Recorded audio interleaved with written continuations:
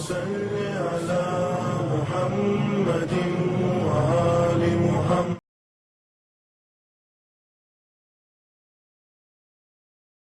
السلام علیکم ورحمۃ اللہ وبرکاتہ. اعوذ باللہ من الشیطان الرجیم. بسم اللہ الرحمن الرحیم.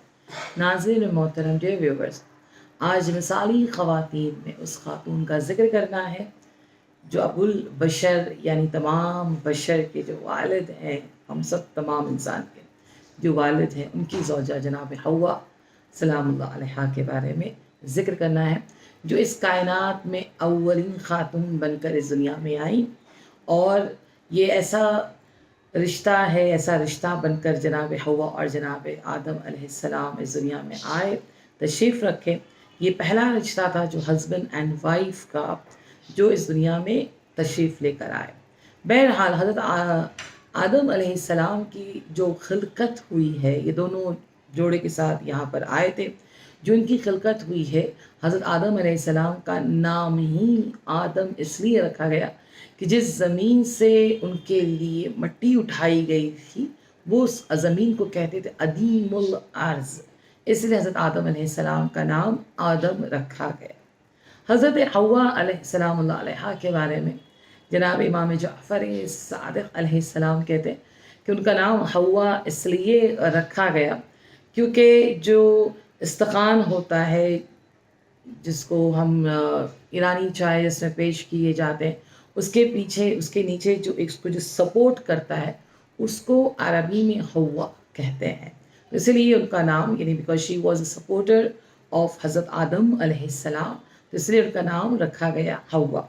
بہرحال ان دونوں کی خلقت ہوئی اور حضرت آدم علیہ السلام کی جو اسٹرکچر بنائے گئے تھے، اس پر ان کو مثلاً 40 سال تک بنا کر رکھے گئے، جس کو فرشتے بھی دیکھا کرتے تھے اور ان کو دیکھ کر سوچتے تھے کہ یہ اب یہ انسان بننے والا ہے جو زمین میں بھیجا جائے گا، اور جس کو دیکھ کر بہت برے انداز سے گھمنڈ جس کو کہا جائے، ایروگینٹ جس کو کہا جائے، جو شیطان ابلیس تھا، جو دیکھ کر یہ ہمیشہ سوچتا تھا ہم تو بنے ہیں آگ سے اور یہ تو بنے ہیں مٹی سے، تو لہٰذا ہم اس سے زیادہ افضل ہے. مگر خداوند عالم کو جو ایک صفت اچھی نہیں لگتی، جو ڈسکوالٹی ہے، وہ ہے ایروگینٹ یعنی گھمنڈ کرنا. ہم تو بہت بڑے ہیں، ہم تو بہت اچھے ہیں، ہم تو سب سے زیادہ اچھے ہیں. یہ چیز اللہ سبحانہ و تعالیٰ کو پسند نہیں آتی. اسی لیے شیطان، جس کو خداوند عالم نے جن ہے، اور جن کیونکہ اس دنیا میں سب سے پہلے جن رہا کرتے تھے، ان جنوں کے 7,000 سال کے بعد 7,000 ایئرس کے بعد انسانوں کی خلقت ہوئی ہے، جس میں سب سے پہلے حضرت آدم اور حضرت حوا سلام اللہ علیہ کو خلق کیا گیا. حضرت آدم علیہ السلام کے جو بائیں طرف کی لیفٹ سائڈ کی جو ربس کی جو ایک ہڈی تھی، اس سے حضرت حوا علیہ السلام کو خلق کیا گیا. اس کے بارے میں قرآن مجید بھی کہتا ہے، جسے سورہ زمر میں بھی کہا ہے خدا وند عالم نے کہ ہم نے آپ کو خلق کیا ہے، جوڑوں کے ساتھ خلق کیا ہے، اور آپ کے ساتھ ہم نے 8 جانور کو بھیجے ہیں. یعنی جب اس بات کو امام جعفر صادق علیہ السلام سے پوچھا گیا کہ وہ 8 جانور کون تھے مولا، جس کو خداوند عالم نے حضرت حوا اور حضرت آدم علیہ السلام کے ساتھ اس دنیا میں بھیجا تھا، تو حضرت امام جعفر صادق علیہ السلام نے فرمایا کہ وہ 4 قسم کے جانور تھے. ایک اونٹ تھا، گائے تھی، بھیڑی مثلاً شیپ جس کو کہتے ہیں، اور بکری. یہ دونوں جانوروں کو جفت میں یعنی جوڑے میں بنا کر خداوند عالم نے اس زمین پر بھیجا. یعنی آپ ذرا سوچیں اس سے خداوند عالم کہ مثلاً وہ چاہتا ہے کہ ہر چیز جوڑے میں آئے. جو بھی انسان یہاں پر ہم جو آئے ہیں، وہ جوڑے میں ہی ہم لوگوں کو خلق کیا گیا ہے. بہرحال اس لیے خداوند عالم نے ان کو اس جانوروں کو بھیجا تھا تاکہ اس کے دودھ سے وہ استفادہ کر سکیں، تاکہ اس کے جو روئیں ہیں، جو بال ہیں، اس کے ذریعے سے لباس بنایا جا سکے، اس کے گوشت سے استفادہ کیا جا سکے. یعنی خداوند عالم نے جتنی چیزیں اس دنیا میں خلق کی ہے، وہ ہم سب کے لیے مفید اور ہم سب کے لیے فائدے مند ہے. بہرحال حضرت آدم علیہ السلام کی خلقت ہوئی، اور اس کے بعد تمام فرشتوں کو حکم دیا گیا کہ آپ سجدہ کریں،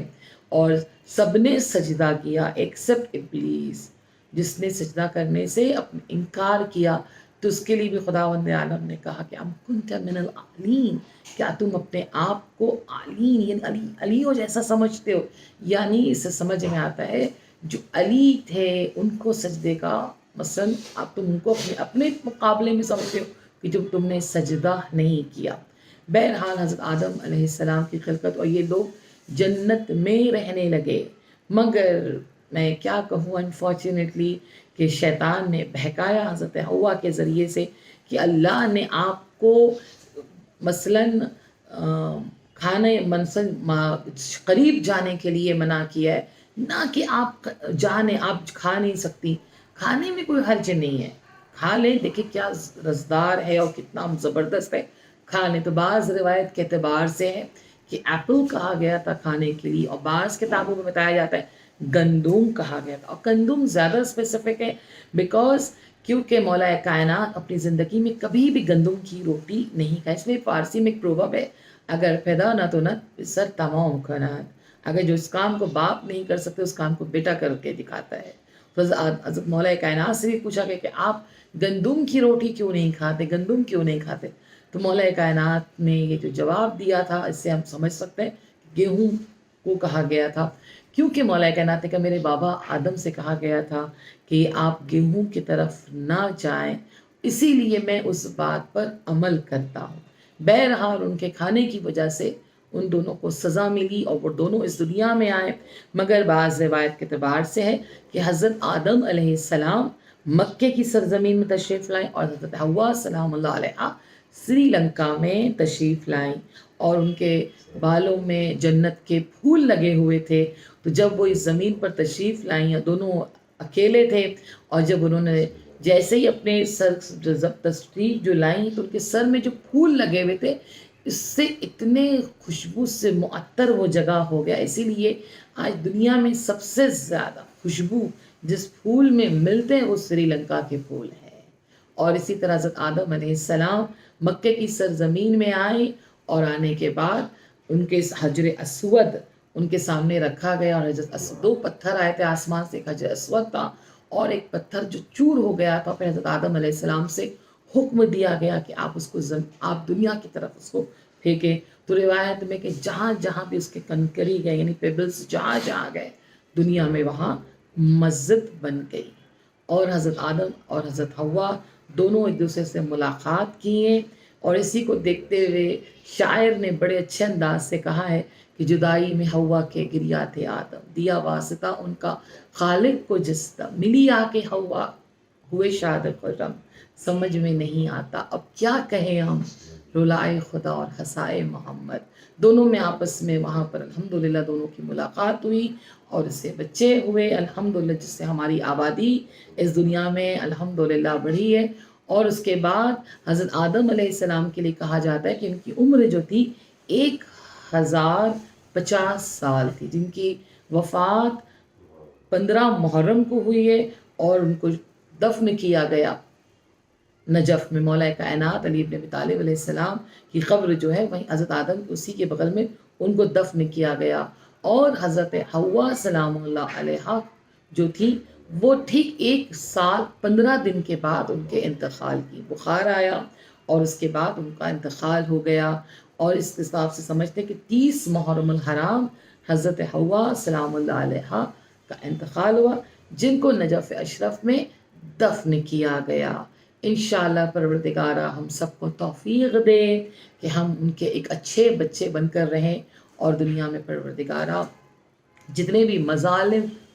کرنے والے ہیں، ظلم کرنے والے ہیں، پروردگارہ ان کو نیست نابود کرے، اور جہاں جہاں بھی مظلوم ہیں خصوصاً اس وقت فلسطین میں پروردگارہ ان مظلوموں کو ان ظالم اسرائیل سے محفوظ رکھے، اور جلد سے جلد ہمارے امام کا ظہور ہو تاکہ یہ دنیا عدل و انصاف سے پر ہو جائے۔ بس عزیزو انشاءاللہ اہل بیت علیہ السلام کی محبت ہمیشہ اپنے دل پر برقرار رکھیں، عبادت بر وقت کریں، اور ان کے دشمنوں سے ہمیشہ نفرت کریں۔ والسلام علیکم ورحمۃ اللہ وبرکاتہ۔